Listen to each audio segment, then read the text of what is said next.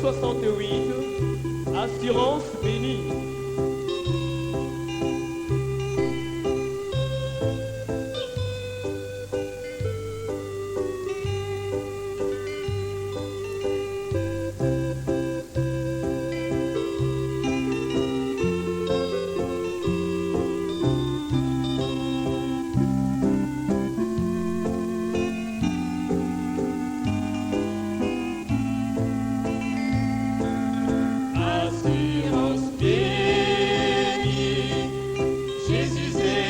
Mon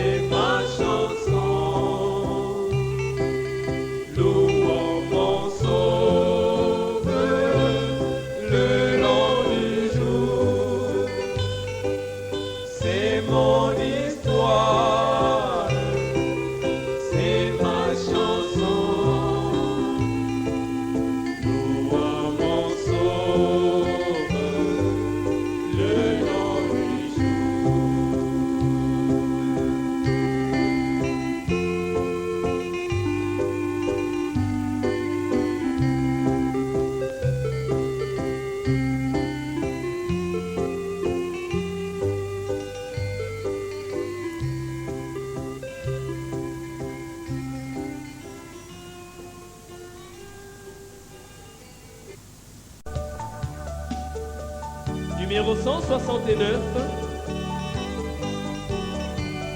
comme la colombe.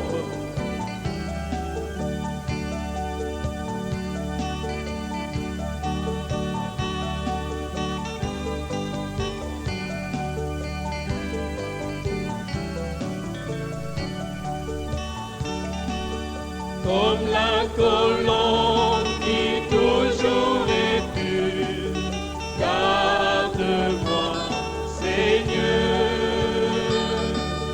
sur cette terre remplie de souillures. Conduis-moi, ô Seigneur, par la puissance des saints tonnerres, je marche vers le ciel.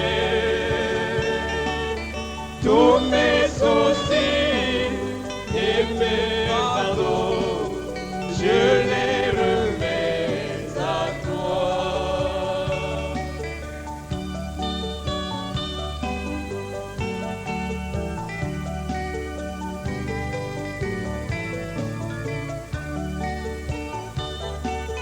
Comme un agneau si simple et doux, garde-moi, Seigneur,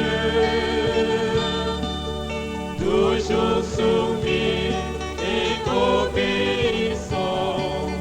Conduis-moi au ciel, par la puissance des saints tonnerres, je marche vers le ciel. Tous mes soucis et mes fardeaux, je les remets à toi.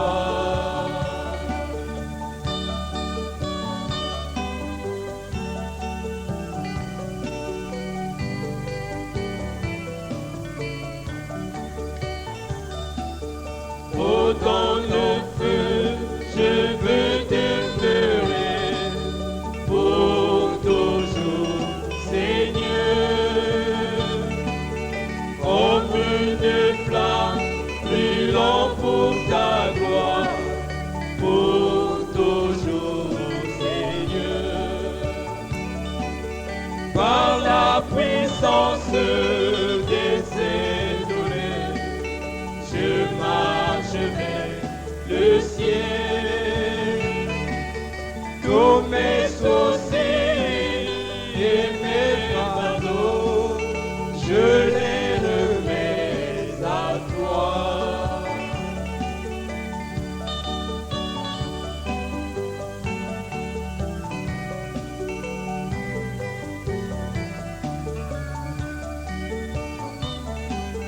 Mon âme soupire après ton esprit, serre-moi, Seigneur,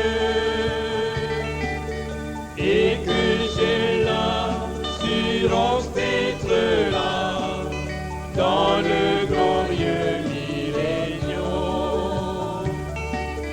par la puissance des saints tonnerres, je marche vers le ciel. Tous mes soucis et mes fardeaux, je les remets à toi.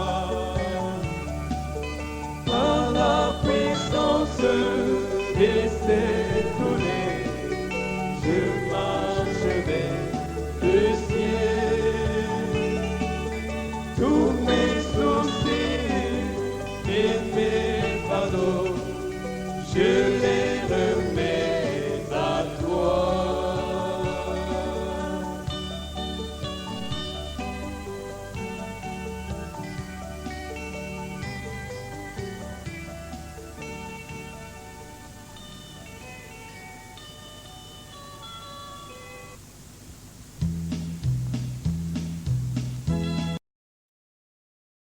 Bonsoir mes amis, je suis très reconnaissant d'être de nouveau ici ce soir. Je suis parti d'ici il y a peu de temps. Je pense que je suis sorti vers 16 heures. Il fallait que nous sommes allés voir d'autres amis. Et nous sommes revenus à 19h05. Il fallait que je redescende ici. Alors, je dois en quelque sorte chercher un sujet, frère Neville. Mais maintenant, il y a une requête. Quelqu'un vient d'appeler de Chattanooga, dans le Tennessee, au sujet d'un bien-aimé qui a eu un accident il y a 3 semaines et qui est inconscient depuis lors. Il nous demande la prière ici à l'église. Et oui, frère, bien sûr que tu peux le faire. Viens donc, frère Neville. Oui, monsieur.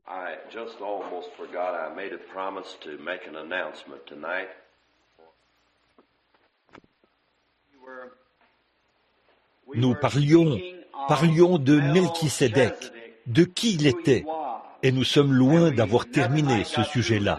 Mais peut-être que la prochaine fois que nous reviendrons, nous pourrons reprendre à partir de là, toujours dans l'Épître aux Hébreux. Mais ce soir, prenons le livre de Daniel. Vous qui avez vos Bibles, prenez Daniel 12. Nous allons en lire un petit bout et peut-être parler un peu de la parole de Dieu à partir du livre de Daniel.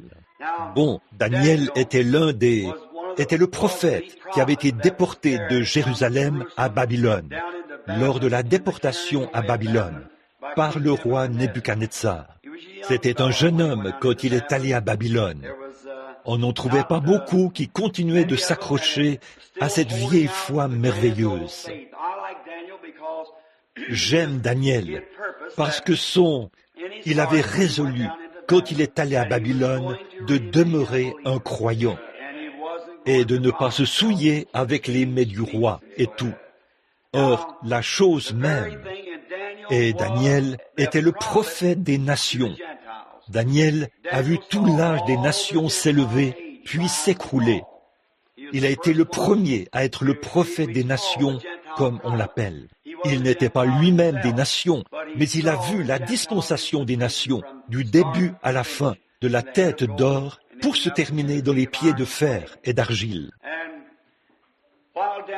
Et pendant qu'il était là-bas, il avait résolu de ne pas se souiller avec les mets du roi et avec les affaires du roi. Et là-bas, il y avait aussi un autre groupe de frères qui s'appelaient Shadrach, Meshach et Abednego. Eux, ils n'étaient pas des prophètes, mais des croyants. Et ils avaient aussi pris des résolutions.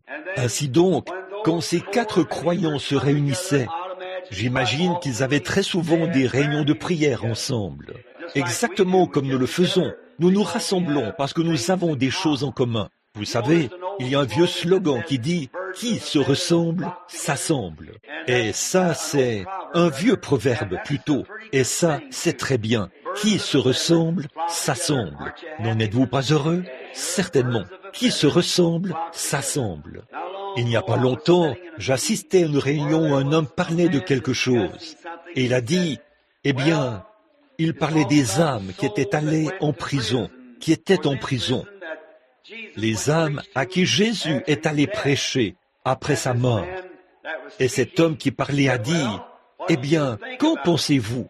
Et un frère de couleur s'est levé. Il a dit, eh bien, c'est exactement ce que la Bible dit. Il est allé prêcher aux âmes qui étaient en prison. Il a dit, de qui était-il question, à votre avis? Il a dit, c'était des âmes qui ne s'étaient pas repenties lorsque la patience se prolongeait au jour de Noé, pendant que l'arche était en train d'être préparée. Exactement comme la Bible dit. Il a dit, non, il a dit, c'est cette église-ci qui prêche à ces pentecôtistes qui sont dans ces dénominations et tout, pour les faire sortir de prison. Il a dit, voyons donc, frère, écoutez, a-t-il dit, il n'y a même pas fait mention du pentecôtisme. Il a dit, il y a seulement dit ceci, il est allé prêcher aux âmes qui étaient en prison. Aussi ai-je dit, amen, c'est vrai. Et ce prédicateur m'a regardé et a dit, qui se ressemble, s'assemble. J'ai dit, c'est vrai, des frères qui ont une foi du même prix que la leur, qui croient simplement que ce que l'Écriture dit est la vérité. Daniel avait à ses côtés 3 compagnons de cette trempe. Vous savez, quand vous êtes loin de votre patrie, ça fait du bien de trouver quelqu'un qui est du même avis que vous, quelqu'un qui se tiendra à vos côtés, un très bon ami. Oh là là, lorsque vous êtes à l'étranger et que vous trouvez quelqu'un qui veut être votre ami, quelqu'un qui vous aime et qui se tient à vos côtés. Ça compte beaucoup, surtout quand vous êtes un étranger. Alors, ces frères avaient été emmenés loin de leur ville. Leur ville avait été brûlée, et tous leurs ustensiles et les choses saintes de Dieu avaient été emportés à Babylone et mis dans la maison des trésors du roi Nebuchadnezzar, qui les avait fait amener, un grand et puissant roi des nations. Eh bien, si Dieu avait permis que leur ville soit brûlée, que leur église soit brûlée, et qu'ils soient emmenés dans cette ville, c'est parce qu'ils s'étaient éloignés de Dieu. Mais il avait encore un croyant sur qui il pouvait mettre la main et dire « Celui-ci est mon serviteur ». Dieu a toujours un témoin quelque part. Dieu ne reste jamais sans témoin. Peu importe si parfois il n'en reste qu'un seul. Mais il a toujours eu quelqu'un sur qui il pouvait mettre la main et dire « Celui-ci est mon serviteur, il fera ce que je lui dis ». Eh bien, nous aimons cela. Nous remarquons aussi que, quand ses frères étaient là-bas, ils avaient été mis à l'épreuve. C'est un très bel exemple de ce que vit un vrai croyant lorsqu'il accepte vraiment le Seigneur Jésus comme son sauveur. Il est toujours mis à l'épreuve. Satan est toujours dans les affaires, dans le domaine des épreuves. Et cela ne vient que pour vous aider. C'est pour votre bien. Chaque fils qui vient à Dieu doit être éprouvé, châtié, frappé de la verge. Autrement dit, on lui donne de petites corrections pour le remettre d'aplomb. Si Dieu nous inflige un châtiment et que nous ne pouvons pas le supporter, alors nous devenons des enfants illégitimes et non des enfants de Dieu. Ainsi, un homme qui a vraiment les yeux fixés sur le ciel, quoi qu'il arrive ici sur terre, il garde les yeux fixés sur le ciel. Il se peut que ses amis l'abandonnent, il se peut que sa famille l'abandonne, il se peut que son pasteur l'abandonne, mais il y en a un qui ne l'abandonnera pas, c'est Dieu. Et quand votre décision est prise, j'aime ça. Daniel avait brûlé tous les ponts derrière lui. Il n'avait aucune intention de revenir en arrière. Plus jamais. Il ne regardait pas ses traces. Il regardait, abandonnant les choses du passé. Il courait vers le but de la vocation céleste. C'est ce que nous devrions faire. C'est ce que l'Église devrait faire. Et ce que je remarque là, c'est que Dieu a permis à Satan de le mettre à l'épreuve. Et oh, on les a testés par le feu. On les a aussi testés par la fosse au lion. Et dans chaque circonstance, Dieu les en a fait sortir plus que vainqueurs. De nombreuses épreuves atteignent le juste, mais Dieu le délivre de toutes. Comme c'est merveilleux. Combien nous sommes reconnaissants de cela.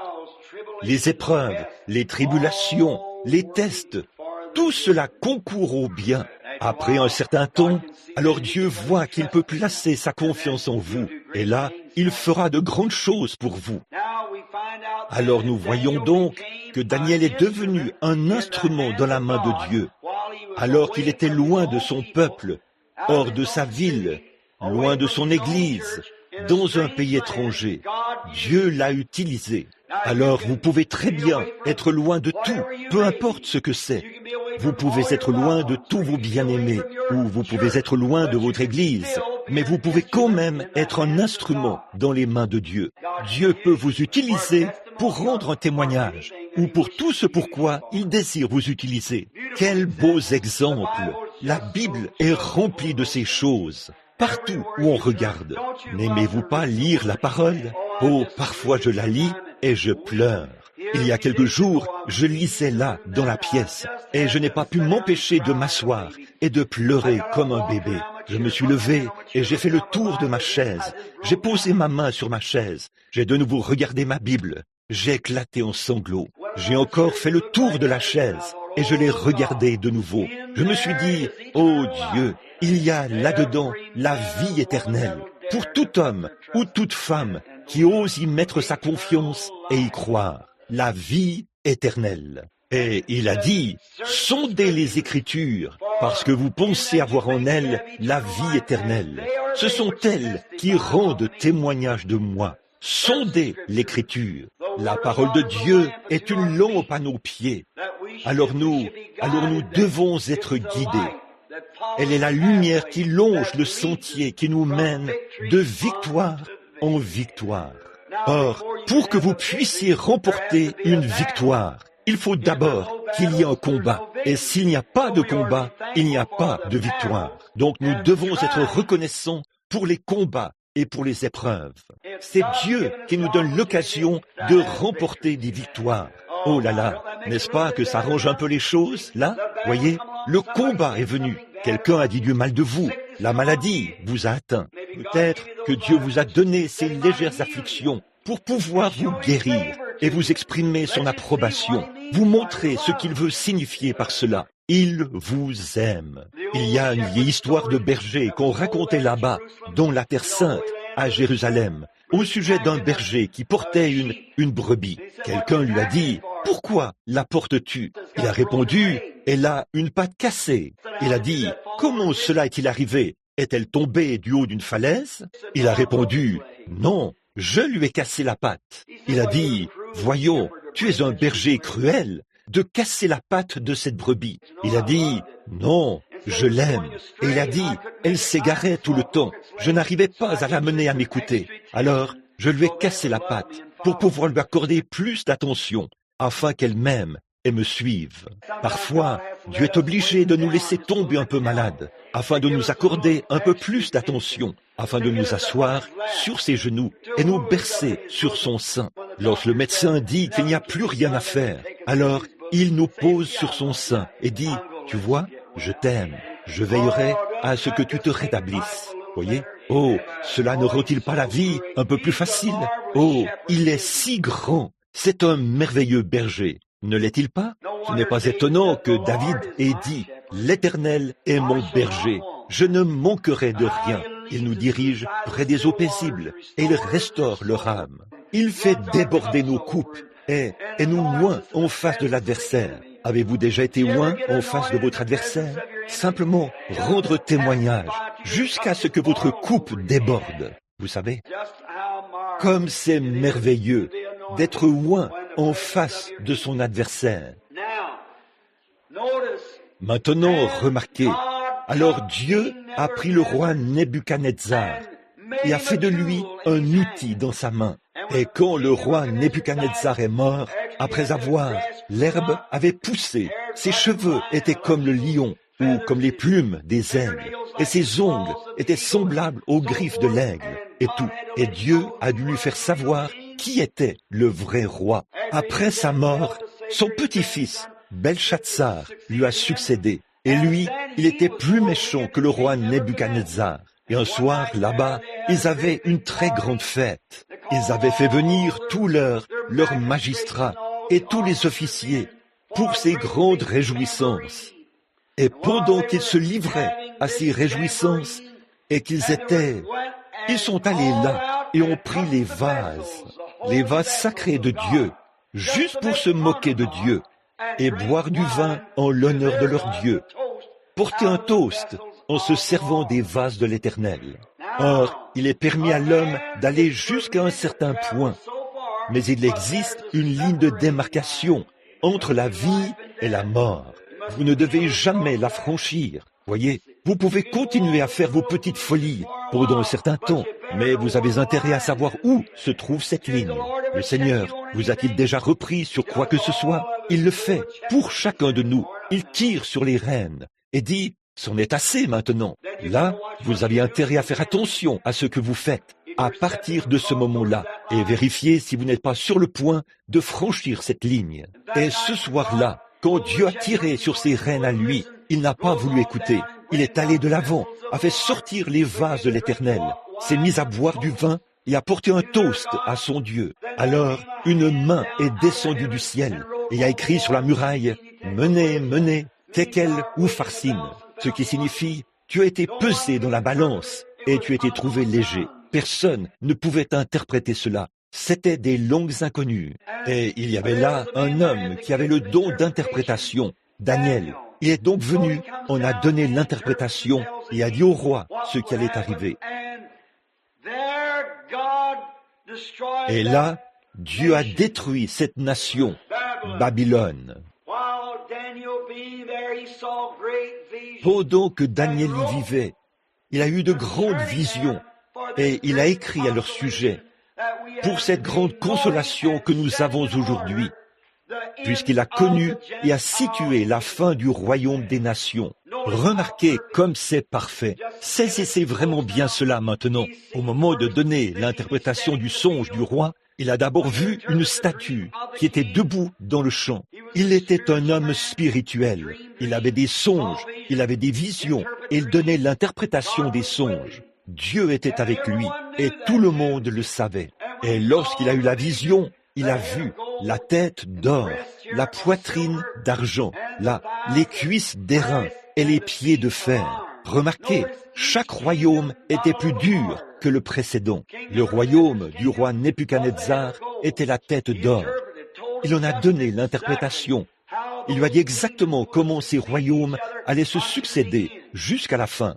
Là, remarquez, après l'or, qui est le métal le plus mou, vient l'argent, puis l'airain, et ensuite le fer. Plus dur, encore plus dur, plus froid et plus éloigné. Remarquez, donc, au milieu de tout cela, Daniel a vu cette statue jusqu'au moment où une pierre s'est détachée de la montagne, qui avait été détachée sans le secours d'aucune main. Elle a roulé jusqu'à frapper la statue et l'a brisée, la rendant comme du blé sur une aire en été. Et les vents l'ont emportée. Et cette pierre est devenue une grande montagne qui couvrait toute la terre et la mer.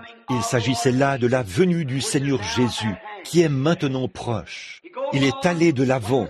Un jour, alors qu'il était près du fleuve, il est entré en transe et a eu une vision. Beaucoup de ses compagnons n'avaient pas de vision, car cela n'avait été donné qu'à Daniel. Vous le voyez?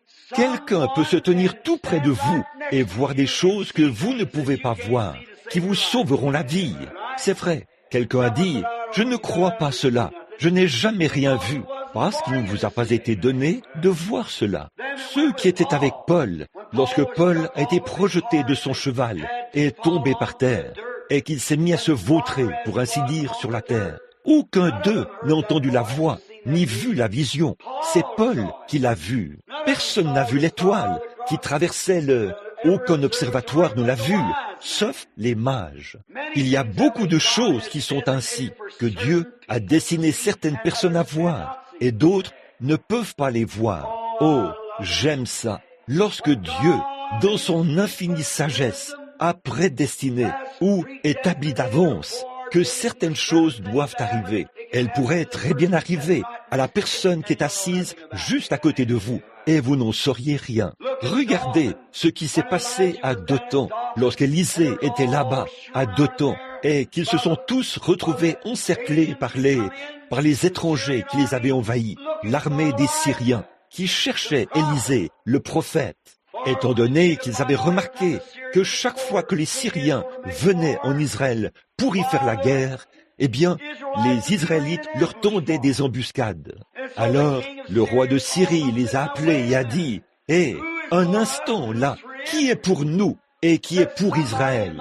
Il a dit, « Quelqu'un de mon groupe est un espion qui dit à Israël par quel chemin nous arriverons, car ils sont toujours là à nous attendre. » Et il y avait là un homme qui était un peu spirituel. Il a dit, « Non, mon père, c'est plutôt le prophète Élisée, car depuis sa chambre à coucher, il connaît le prochain pas que vous allez faire. » Amen. Oh, quand les puissances atomiques commenceront à secouer, je suis si heureux que la parole de Dieu nous ait dit où aller. Fuyez vers le rocher, Jésus-Christ. Chaque homme qui s'y trouve est en sécurité. Rien ne peut vous faire du mal. Aucune bombe atomique, aucune bombe au cobalt, rien d'autre ne peut toucher celui que Dieu préserve. Il est à l'abri, en sécurité et ancré. Quelle merveilleuse espérance nous avons en Jésus-Christ. Remarquez, un homme l'accompagnait. C'était son serviteur, un garçon spirituel qui marchait avec le prophète et lui versait de l'eau sur les mains. Il occupait un poste important. Mais quand il a vu là l'armée des Syriens encercler Dothan, elle a cerné de toutes parts. Il a dit, « Mon père, regarde là-bas, comme ils sont nombreux. » Eh bien, nous sommes encerclés. Or ça, c'est le naturel. Quand tout semble aller de travers, on vous montre du doigt. et on dit ceci, cela, et le médecin vous dit qu'il vous est impossible de guérir, et tout. Il est alors tout naturel que vous disiez, « Oh là là, c'est ma fin !» Mais Élisée a dit, « Ceux qui sont avec nous sont plus nombreux que ceux qui sont avec eux. » Eh bien, vous pouvez imaginer comment ce prophète, ou ce Géasi s'est senti, le serviteur. Il l'a regardé et a dit, « Eh bien, je ne vois personne. » Il a dit, « Oh Dieu, ouvre les yeux de ce jeune homme. » Et dès que Dieu a fait quelque chose, voici, c'est ça, saisissez cela. Quand Dieu a ouvert sa vue spirituelle, il y avait tout autour du prophète des chars de feu et des anges de feu. Eh bien, il a vu ces chars de feu étaient des milliers de fois plus nombreux que l'armée des Syriens. Les montagnes étaient en feu, et il y avait là des anges de feu, des chevaux de feu, des chars de feu. Et la Bible dit, les anges de Dieu campent autour de ceux qui le craignent. C'est exactement la même chose ce soir.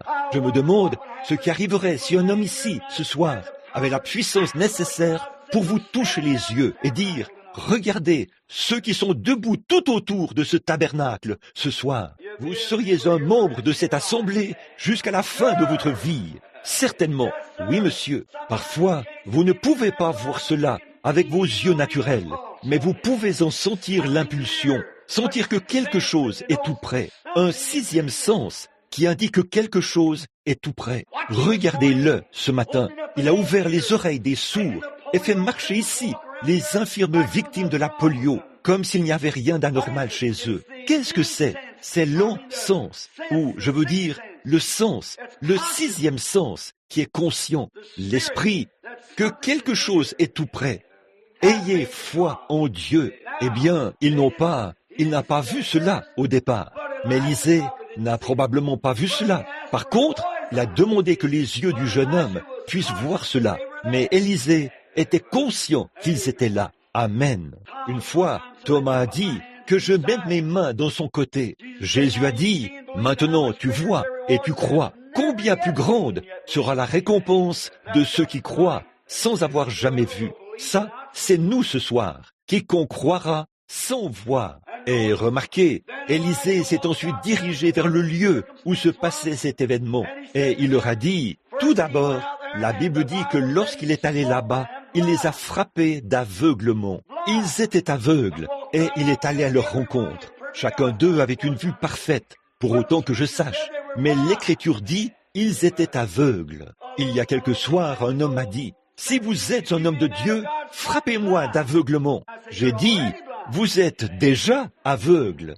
Voyez, déjà aveugle. Remarquez, il s'est dirigé vers le lieu où se déroulait cet important événement, où se déroulait cette importante scène. Et il a dit, cherchez-vous Élisée? Ils ont répondu, oui. Il a dit, venez, suivez-moi, je vais vous conduire jusqu'à lui. C'est Élisée qui leur a dit cela. À quoi était-il aveugle?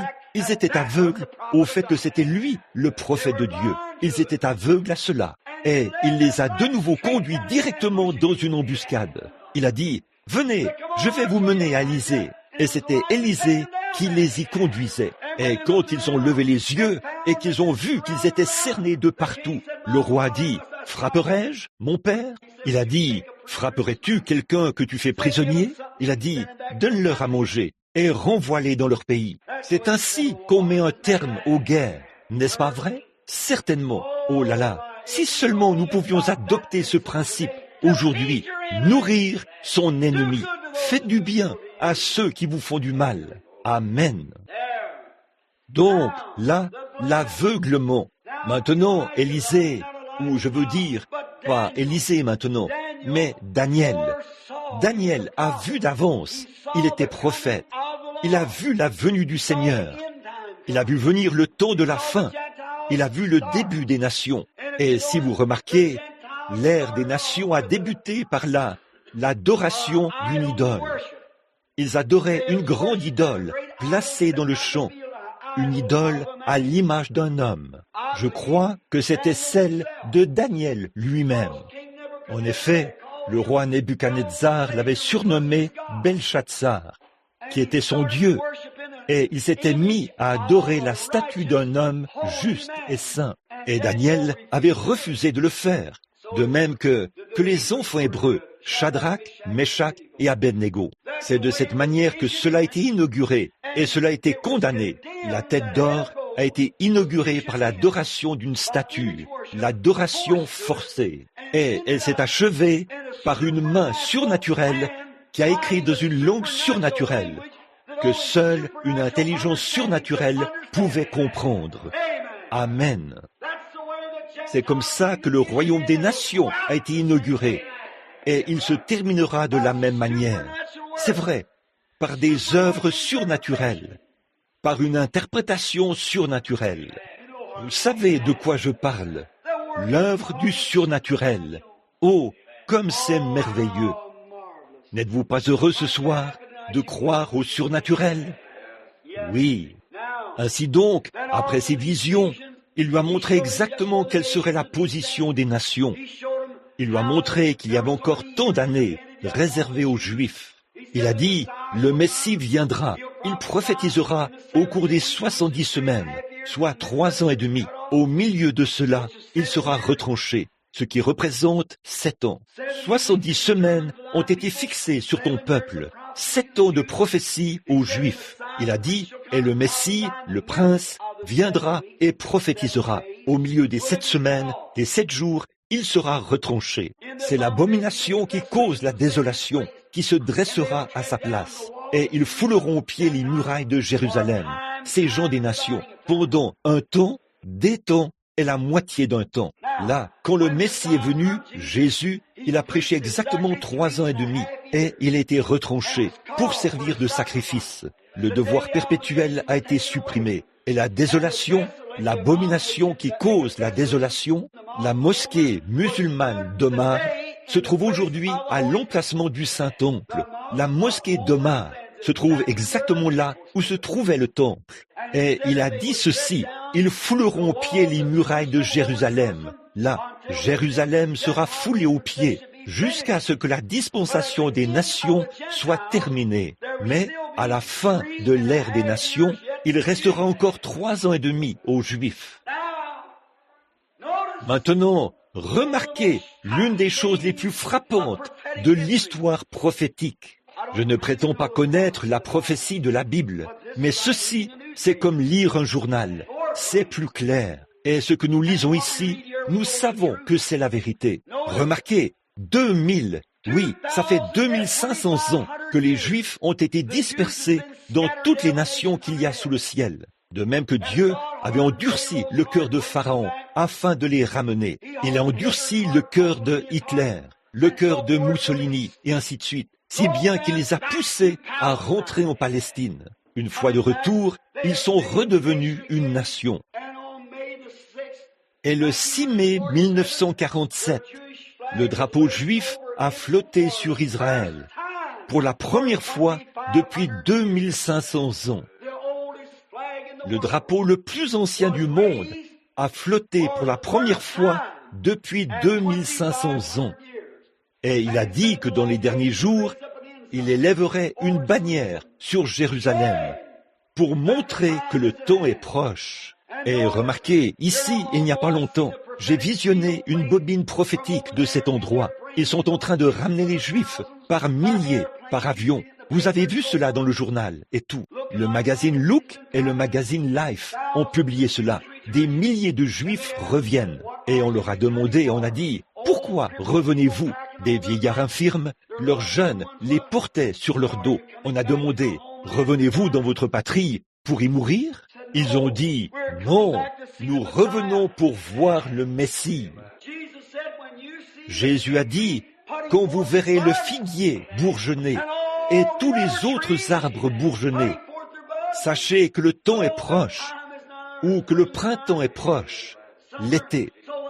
Alors, quand vous verrez ces choses arriver, levez la tête, parce que votre délivrance approche. Ce soir, alors que ce monde est rongé par le communisme, oh, je parlais à un homme dernièrement au sujet de, à mon avis, l'un des meilleurs experts que je connaisse. Lorsqu'il a parlé de cette nation et du communisme, ça vous ferait trembler de peur. C'est vrai, à quel point tout est rongé. Il n'y a plus rien de solide, difficilement même dans notre propre pays. Il n'y a qu'une seule chose solide que je connaisse qui tiendra, c'est Jésus-Christ, le rocher. Nous recevons un royaume inébranlable. Et en ce jour où tout le reste est en train de s'effondrer, nous avons un fondement solide, le Seigneur Jésus-Christ.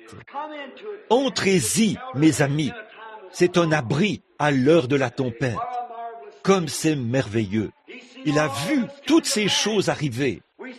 Nous voyons maintenant les Juifs. La Bible dit de Jérusalem qu'elle fleurirait comme une rose. Oh, combien ils ont irrigué ce pays. Et ils ont aussi, le prophète avait prophétisé et dit, en ce jour-là, que l'eau viendra du septentrion. Il n'y avait pas d'eau là-bas à ce moment-là. Il n'y avait pas de source là-bas à ce moment-là. Mais ces quelques dernières années, une source jaillissante y coule et elle arrose les vallées. Et ils y font de l'irrigation. C'est l'une des plus grandes régions agricoles du monde, compte tenu de sa taille. Et il y a tous ces grands éléments chimiques qui se trouvent là dans la mer Morte, enfouis là, au fond de cette mer. Il y a tant d'éléments chimiques que toutes les richesses du monde ne suffiraient pas pour les acheter. Les éléments chimiques, l'uranium et tout le reste, qui se trouvent là, au fond de la mer Morte, appartiennent maintenant à Israël. Le figuier bourgeonne. Non seulement cela, mais les autres arbres bourgeonnent aussi. Les communistes bourgeonnent. L'Antichrist bourgeonne. Et l'Église de Dieu est en train de bourgeonner. Elle s'épanouit de nouveau dans sa puissance. Le gazam en a dévoré une partie. Le gélec en a dévoré une partie. L'ankylostome en a dévoré une partie. Le asile en a dévoré une partie. Mais Dieu a dit, elle revivra. Elle bourgeonne maintenant. Les arbres bourgeonnent. Daniel l'a vu d'avance et il s'est réjoui. Maintenant, à ce moment-là, il a dit, et en ce temps-là, c'est le chapitre 12. En ce temps-là se lèvera Michaël, le grand chef, le défenseur des enfants de ton peuple. Et ce sera une époque de détresse, telle qu'il n'y en avait point de semblable depuis que les nations existent jusqu'à cette époque. En ce temps-là, ceux de ton peuple qui seront trouvés inscrits dans le livre seront sauvés. Oh là là, n'êtes-vous pas heureux que votre nom soit dans son livre? Lorsque Daniel ici l'a vu, il est venu vers l'Ancien des jours, dont les cheveux étaient blancs comme de la laine. Et il a ouvert les livres, et ils ont été jugés, chaque homme, selon les livres. C'est le jugement du grand trône blanc. Or, il était donné à Daniel l'assurance, la fin de la dispensation des nations. Lisez-le quand vous rentrerez chez vous. Lisez le chapitre 11 demain. Vous verrez alors que le roi du septentrion se mettra en marche, ce qui n'est rien d'autre que la Russie. Il se mettra en marche pour fondre sur lui comme une tempête. Et le grand combat d'Armageddon aura lieu là, près des portes de Jérusalem. Remarquez, oh j'aime ça. En ce temps-là, ceux de ton peuple qui ont été trouvés inscrits dans le livre seront sauvés. Le livre de vie de l'agneau. Michaël, le grand chef, se lèvera pour... Quoi? Pour ton peuple. Très bien.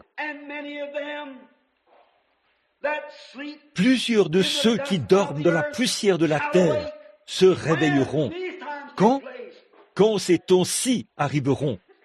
Les uns pour la vie éternelle et les autres pour l'opprobation, pour la honte éternelle. Aussi sûr qu'il y a une vie éternelle, il y a un départ éternel. Tout dépend de la façon dont vous traitez Jésus-Christ dans votre vie. Si vous l'aimez, que vous êtes né de nouveau et que vous avez son esprit, vous avez la vie éternelle. Sinon, vous n'avez pas la vie éternelle. Si votre nom est écrit dans le livre de vie de l'agneau, vous avez la vie immortelle. S'il n'y est pas écrit, vous ne serez pas reconnu. Qu'est-ce que c'est? Toutes ces prophéties sont accomplies. Tout, jusqu'à ce jour-ci. La tête d'or a disparu, comme Daniel l'a dit, le royaume de Babylone. Ceux qui lui succéderont, a-t-il dit, seront les Mèdes et les Perses, et ils ont succédé au royaume de Babylone. Et ils sont tombés au profit de qui? Des Grecs, d'Alexandre le Grand. Et ils sont tombés au profit de qui? Des Romains. Et les Romains se sont fractionnés et ont envahi le monde entier. La Rome orientale et la Rome occidentale, les deux jambes. Et il a dit que le fer et l'argile se trouvaient sur les orteils, les 10 orteils, les 10 royaumes. Et il a dit qu'ils ne se mélangeraient pas et qu'ils se marieraient entre eux, le romanisme et le protestantisme. En ce jour-là, quand cette chose-ci aura cours, la pierre s'est alors détachée de la montagne sans le secours d'aucune main, puis elle a roulé et a mis la chose en pièces, et elle a pris la place de la statue. Alors mes frères, nous avons des ennuis ce soir, des guerres, des bruits de guerre, des tremblements de terre en divers lieux, une époque où on ne sait que faire, de l'angoisse chez les nations. Je reviens d'outre-mer, et je n'ai pas vu une seule nation qui ne tremble pas dans ses souliers. Ils ne savent pas ce qui arrivera dans la suite des temps. Mais ne sommes-nous pas reconnaissants ce soir de savoir ce qui arrivera dans la suite des temps? Le Seigneur Jésus-Christ viendra une seconde fois, en gloire et en majesté. Et tout homme ou toute femme qui sera trouvé inscrit dans le livre de vie de l'agneau ressuscitera avec ses bien-aimés pour aller à la rencontre du Seigneur dans les airs. Oh, comme c'est merveilleux! C'est pour cette raison que nous disons, notre espoir n'est fondé sur rien d'autre que sur le sang de Jésus et sur sa justice. Quand tout ce qui environne mon âme s'effondre, il est toute notre espérance et notre soutien. En ce temps-là se lèvera Michael, le grand chef. Michael était Christ, bien sûr, celui qui avait mené les guerres au ciel, entre les êtres angéliques et le diable. Satan et Michael ont combattu ensemble, ou se sont battus l'un contre l'autre plutôt. Ainsi donc, en ce temps-là, a-t-il dit, tous ceux qui seront trouvés inscrits dans le livre seront sauvés. Et ceux qui auront pratiqué la justice, regardez bien ceci.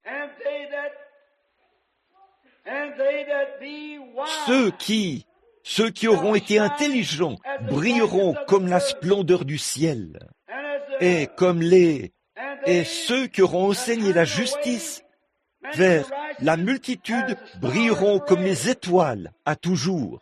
Parfois, je regarde ça et je réfléchis, mes frères. Je sors le matin. J'aime me lever tôt. N'aimez-vous pas vous lever tôt? Je me souviens de la fois où les frères et moi étions dans les montagnes. Nous nous levions très tôt le matin, vers 4 heures. Nous regardions et l'étoile du matin était suspendue là. Il fait très sombre juste avant l'aube.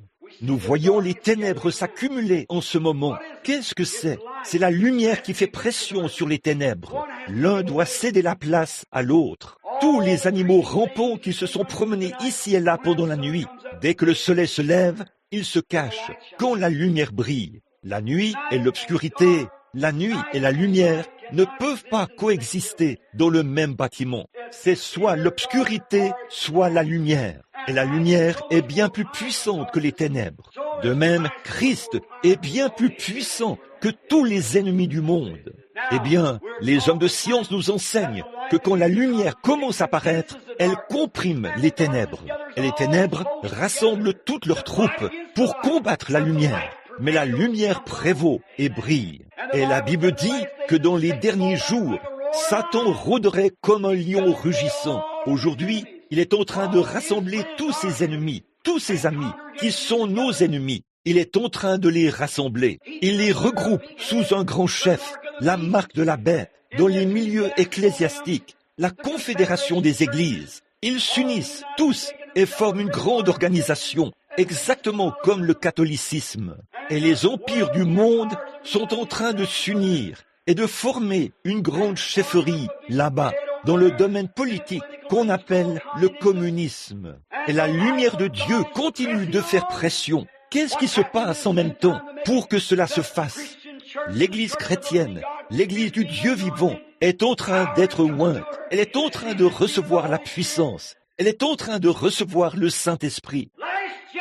L'année dernière, dans les milieux du plein évangile, il y a eu 1 500 000 conversions. le plus grand mouvement qui ait balayé le pays depuis des années et des années. Nous ne sommes plus dans des ruelles. Nous sommes sur le boulevard, alléluia. Nous ne sommes plus dans des hangars. 1 500 000 conversions dans les rangs du plein évangile. L'année dernière, ils ont eu plus de succès que le catholicisme et tout le reste. Oh là là, qu'est-ce que c'est? C'est la lumière qui se rassemble. De grands services de guérison ont sillonné le globe. Alléluia, tout là-bas, à Formose, des campagnes de guérison ont lieu. Tout là-bas, au Japon, des campagnes de guérison ont lieu. Là-bas, dans les régions glaciales du Nord, des campagnes de guérison ont lieu. Partout dans le monde, il y a des campagnes de guérison. Alléluia, les hommes reçoivent le Saint-Esprit partout. Nous sommes au temps de la fin. Qu'est-ce que ça fait? Alors le diable dit, c'est maintenant mon heure. Il rassemble ses forces. La Confédération des Églises essaye d'arrêter cela. Ils disent, ce n'est rien d'autre qu'un tas de caisses de résonance. Ça ne vaut rien. Tout ça, c'est du fanatisme. L'œuvre du surnaturel, ça n'existe pas. Et au même moment, le chef de l'américain de l'association médicale écrit un article dans le journal dans lequel il dit « Nul n'a le droit d'entrer dans une chambre de malade pour assister quelqu'un s'il ne croit pas au Dieu Tout-Puissant et qu'il ne l'accepte pas comme son assistant. » Le magazine Le Héros chrétien a interviewé des médecins le mois dernier et a publié des articles que je ne pourrais pas écrire moi-même si j'essayais de m'en vanter. Qu'est-ce que c'est? En dépit de tout, Dieu fera en sorte que ses ennemis rendent témoignage de sa gloire. Oui, monsieur, le médecin dit, tout ce que nous faisons se limite à prodiguer des soins, mais c'est Dieu qui guérit. J'ai dit, c'est seulement maintenant que ces grands hommes découvrent ce que nous, les nigauds, savions depuis toujours. C'est vrai, un de ces glorieux jours, vous verrez que cette quantité de puissance qui transforme les prostituées en dames et les ivrognes en gentlemen et en chrétiens, c'est la puissance même qui les élèvera de cette terre et les emmènera à la maison dans l'enlèvement vers la gloire. Il se peut qu'il soit trop tard. Il se peut qu'il soit trop tard pour beaucoup de gens. En ce jour-là, Michael se lèvera pour le peuple.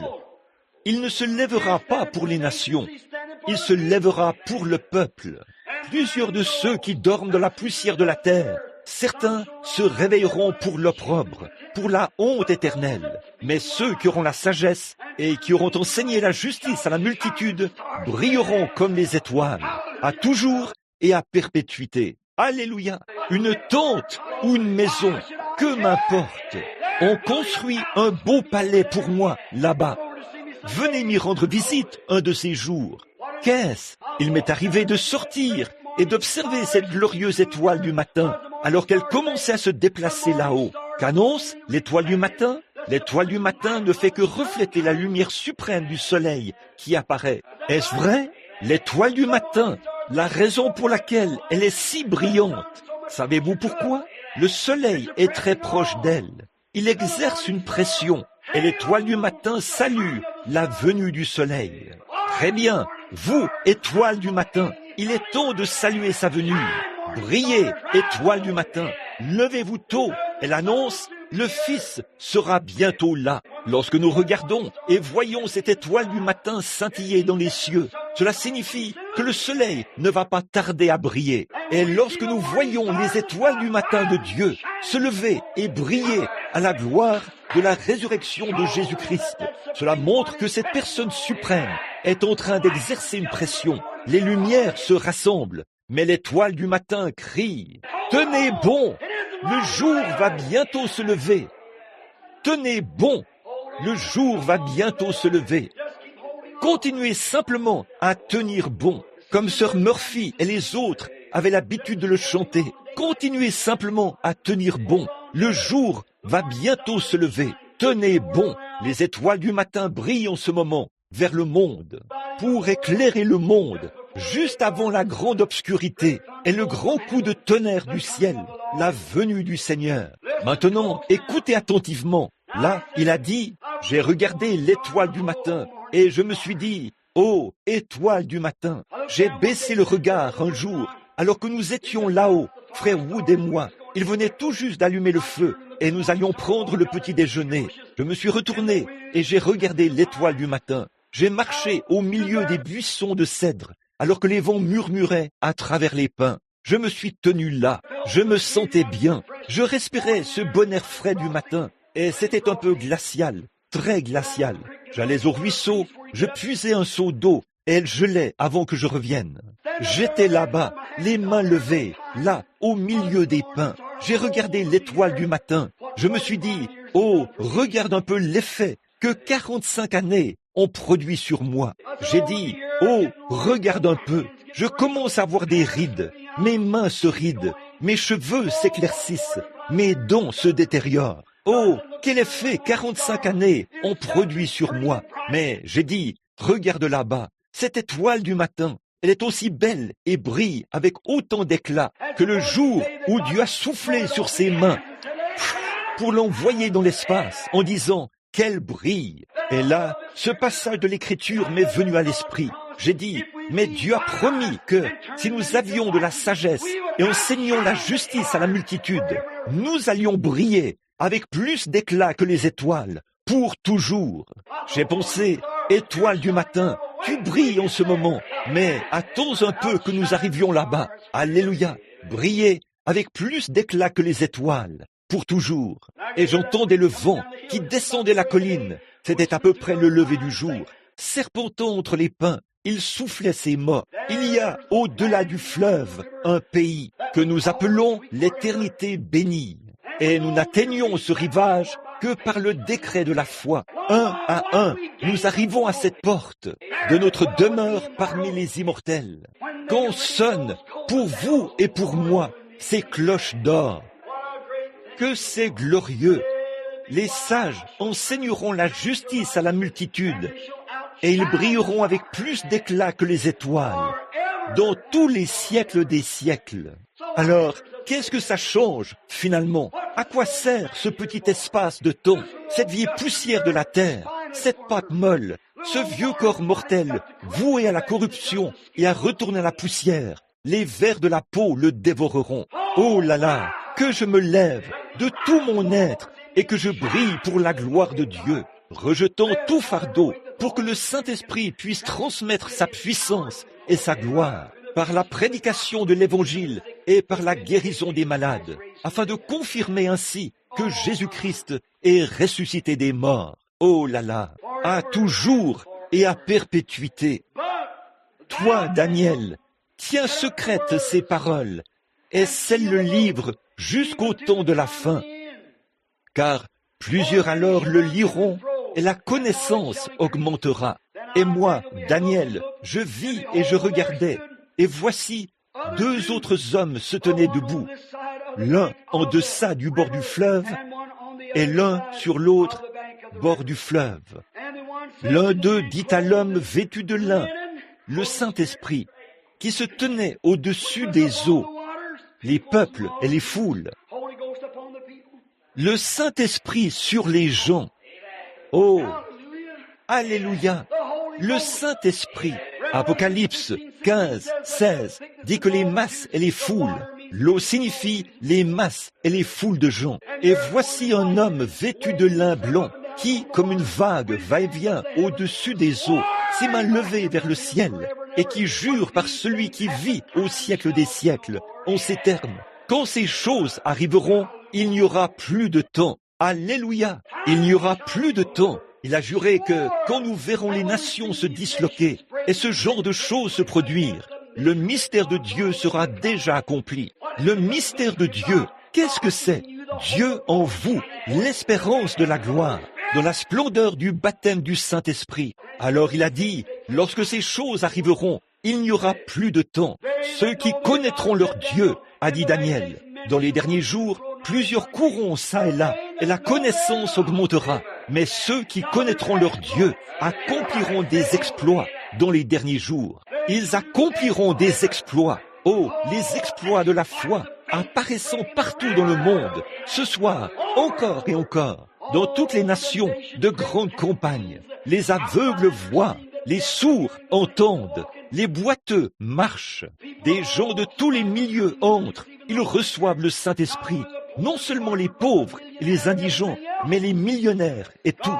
Dieu revêt chacun d'eux de son manteau et il les invite au souper des noces. Et Melchisédek, le glorieux souverain sacrificateur, viendra un de ces jours et nous mangerons à nouveau la communion avec lui dans le royaume de Dieu, un de ces grands et glorieux jours. Oh, je suis si heureux ce soir d'être dans son royaume. Oui, monsieur, un glorieux jour, un merveilleux jour. Il n'y aura plus de temps. Vous voyez, nous venons de l'éternité. Nous existions avant qu'il y ait un monde.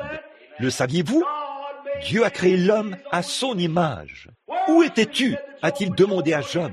Lorsque Job pensait avoir de la sagesse, il lui a demandé, où étais-tu quand je fondais le monde, avant que j'en pose le fondement, alors que les fils de Dieu éclataient en chants d'allégresse, et que les étoiles du matin poussaient des cris de joie. Les étoiles du matin poussaient des cris de joie. Celles qui brillaient poussaient des cris de joie quand elles ont vu qu'un jour, elles auraient leur demeure ici sur la terre, et que le roi Melchisédek viendrait dans la justice de Dieu et donnerait sa vie pour nous racheter pour Dieu. Nous serons alors rétablis et nous brillerons avec plus d'éclat que les étoiles à toujours et à perpétuité. Où étais-tu quand je fondais le monde?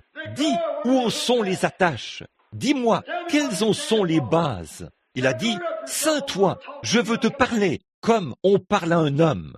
Et Job est tombé face contre terre, comme un homme mort. Il ne pouvait pas supporter ça. Dieu était là. Voilà, c'est ça. Où étais-tu quand je fondais le monde? Ce glorieux évangile a été prophétisé par les prophètes de l'Ancien Testament. Il a été transmis tout au long des âges. Il est ici ce soir. Dieu confirme cela. Cet évangile a balayé le monde. Les gens ont essayé de l'arrêter. Mais essayez donc d'éteindre un feu par un jour de grand vent, alors qu'il y a du bois sec tout autour. Voyons, vous n'y arriverez pas. Plus vous combattrez cela, plus vous lui apporterez du vent. Plus vous lui apporterez du vent, plus il brûlera. C'est tout. Nous avions l'habitude de faire un petit feu là-bas, dans les montagnes. Quand j'essayais d'allumer le feu tôt le matin, j'allais là et je mettais des morceaux de bois sur cela. Et ça se mettait à faire de la fumée. Je savais que tant qu'il y avait un peu de fumée, c'est qu'il y avait du feu quelque part. La seule chose que j'avais à faire, c'était de me servir de mon chapeau pour l'attiser. Et le feu finissait par prendre. C'est ce dont l'Église a besoin aujourd'hui, d'être de nouveau attisée par un puissant vent impétueux, comme celui qui est descendu le jour de la Pentecôte, de sorte que cela la ramène de nouveau dans la foi, pour qu'elle reçoive le Seigneur Jésus-Christ lors de sa venue dans la gloire. Regardez les signes, les prodiges, les choses mystérieuses qui se produisent, des tremblements de terre en divers lieux, des rats de marée qui déferlent sur le rivage, exactement comme Jésus a dit qu'il en serait. Le cœur des hommes qui défaille, la peur. Oh, qui sera celui qui lancera la première bombe au cobalt? Que va-t-il se passer? En quelques heures, le monde entier sera anéanti. Voyons, nous serions dans la présence de Dieu avant même qu'elle ne tombe de l'avion. C'est vrai, que va-t-il se passer? Il ne restera rien, mais nous laisserons tomber ce vieux vêtement de chair et nous monterons pour saisir le prix éternel. Prions en traversant les airs.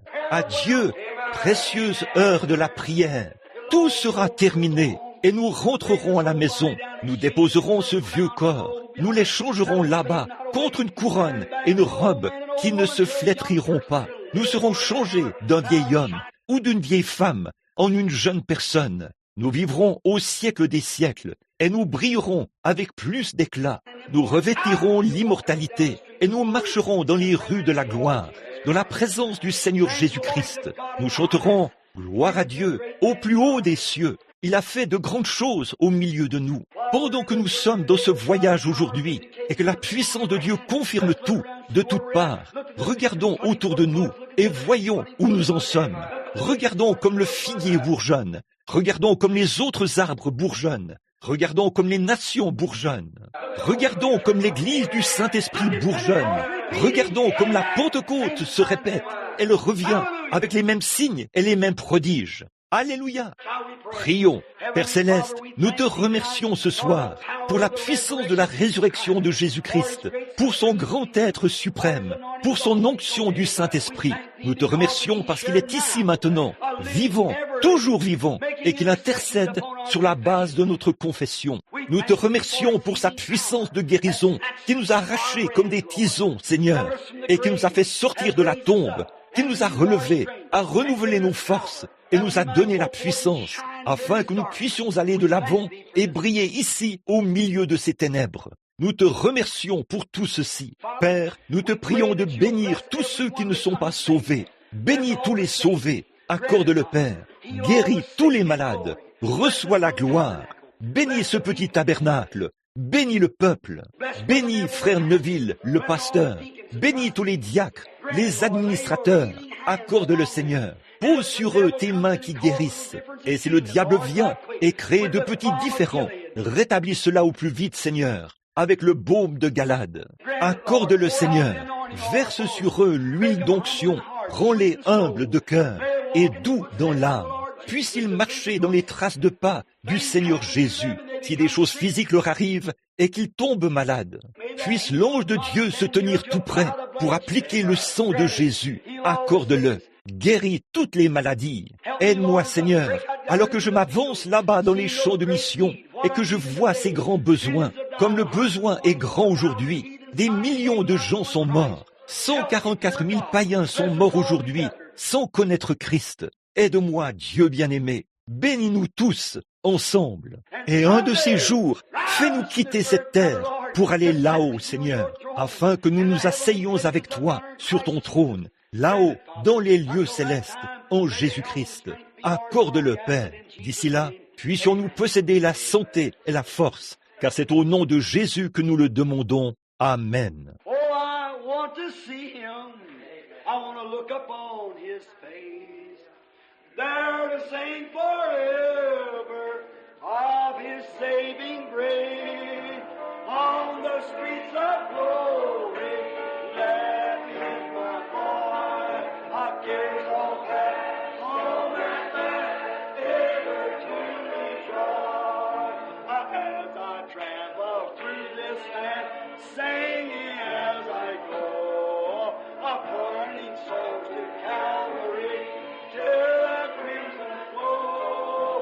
Many arrows makes my soul from without within, but my Lord leads me on, to him I must cling. Oh, I want to see upon his face, there to sing forever on his saving grace, on the streets of glory. Up here, all that, oh, that, Maintenant, écoutez, juste un instant, combien y a-t-il de méthodistes ici? Levez la main. Les méthodistes. Combien y a-t-il de baptistes ici? Levez la main. Combien y a-t-il de presbytériens ici? Levez la main. Combien de nazaréens? Levez la main. Combien de pentecôtistes? Levez la main. Combien de luthériens? Levez la main. Eh bien, nous sommes tous ici. Regardez ce beau grand groupe de gens mélangés, tous assis au même endroit, dans les lieux célestes, en train de se réjouir dans la bénédiction. Maintenant, je veux que les méthodistes serrent la main aux baptistes, les baptistes aux luthériens. Tournez-vous maintenant et serrez-vous la main les uns les autres, puis retournez-vous pour regarder par ici, alors que nous le chantons maintenant. Pointing souls to Calvary, to the crimson flow. Oh, many arrows makes my soul from without within. But my Lord leads me on, to him I must cling. Oh, I want to see, look upon his face, up there and sing forever, on his saving grace, on the street of glory, let me my Lord, up here, all that, home and life, ever to rejoice. Cela ne vous fait-il pas du bien? Cela ne vous donne-t-il pas l'impression que vous êtes tous? Combien y a-t-il de chrétiens ici? Levez la main. Que tous ceux qui croient au Seigneur Jésus-Christ lèvent la main. Oh là là, comme c'est merveilleux. Maintenant, alors que nous nous séparons et que chacun de nous rentre chez lui, allons-y dans une atmosphère de prière. Chantons à présent notre bon vieux cantique que nous avons l'habitude de chanter en nous séparant. Combien le connaissent? Revêt-toi du nom de Jésus. Tous ensemble maintenant, chantons.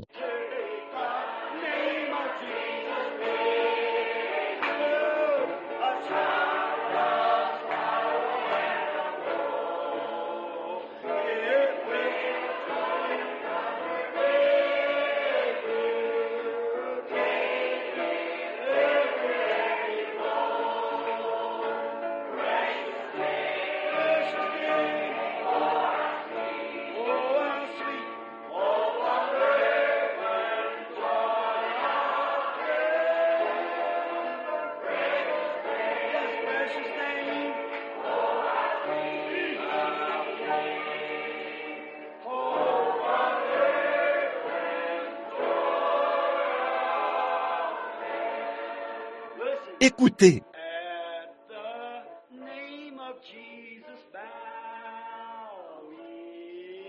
falling, prostrate at His feet. King of kings, heaven will crown Him. Oh, when our journey is complete, precious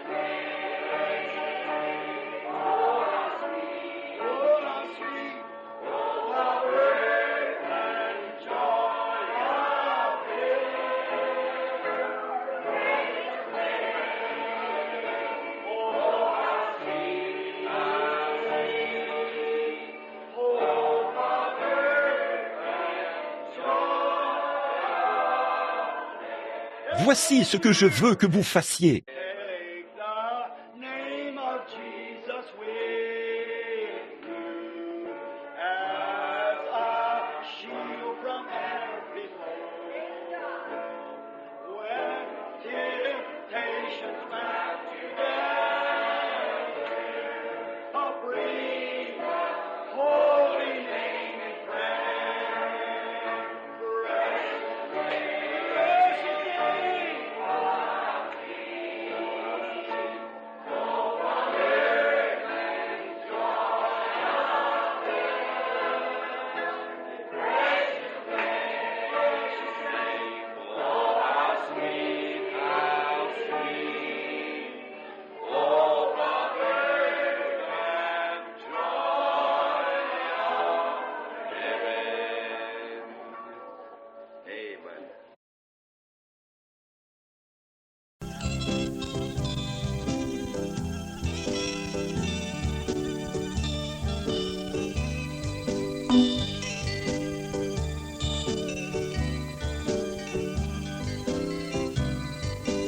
Prends le nom de Jésus avec toi, enfant de tristesse et peine. Il va te procurer la joie. Prends le bateau, tu vas. Précieux nom, nom si doux, espoir de la terre, joie du ciel, précieux nom.